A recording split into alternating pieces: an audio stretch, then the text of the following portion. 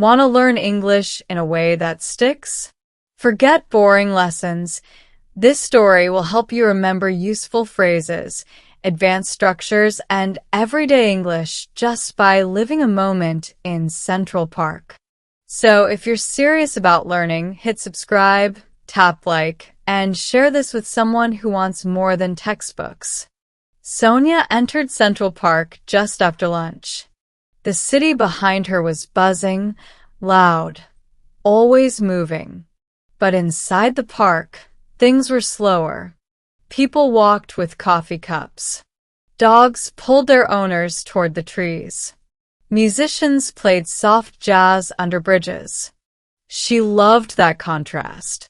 Her only goal was to find a bench, a simple, empty bench where she could sit, rest her feet, and maybe write in her journal. But that turned out to be harder than expected. Every bench she passed was taken. One had a man sleeping with a newspaper over his face. Another had an older couple feeding crumbs to birds. A third one had a woman holding 3 shopping bags and a hot dog. Sonia kept walking. Minutes passed.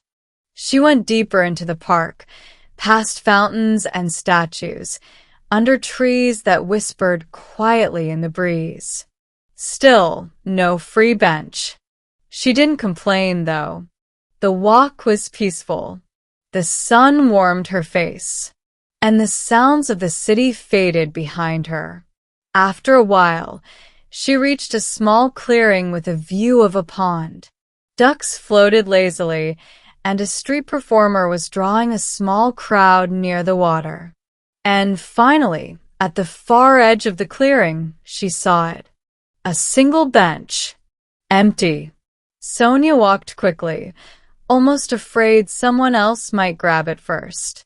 When she reached it, she sat down with a small smile. Her shoes were tired. Her notebook was ready. But the story didn't end there. Because just as she opened her journal, something unusual happened. A paper airplane landed on the grass beside her. She looked around. A boy, maybe 10 years old, waved from a few meters away. He pointed at the plane, then smiled and ran back to his dad, who was reading on another bench. Sonia picked up the paper airplane. On one wing, written in neat handwriting, were the words, "Hope this finds someone who needed a reason to smile." She smiled. She didn't keep the plane. Instead, she added her own message on the other wing. It did. Now it's your turn. Then she folded it again and sent it back into the breeze. It flew awkwardly at first, then caught the wind and sailed over the pond. Sonia leaned back and watched. She sat there for over an hour. People came and went. Someone started painting nearby. A group of kids practiced skateboard tricks on the path. And somewhere in the distance, the same paper airplane kept landing and flying again, passed from one stranger to another. Before leaving, Sonia tore a page from her journal and wrote, "One empty bench led to an entire story. I didn't plan to be part of it, but I'm glad I stayed long enough to be." She left the note on the bench, weighted down with a small stone. Maybe someone would find it. Maybe they wouldn't. As she walked out of the park, she felt lighter than when she came in. The bench hadn't just rested her feet. It had started something. You didn't just read about a day in Central Park.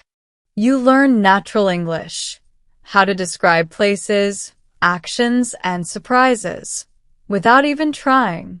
That's the magic of stories. You're not just studying English. You're living it. Now tell me in the comments. If you found a message on a paper airplane, what would it say? And remember, subscribe for more daily English adventures, like this video if it made you smile, and share it with someone who believes in small, beautiful moments. Because the best English lessons don't begin in classrooms. They begin on empty benches, in quiet parks, and with the courage to stay curious.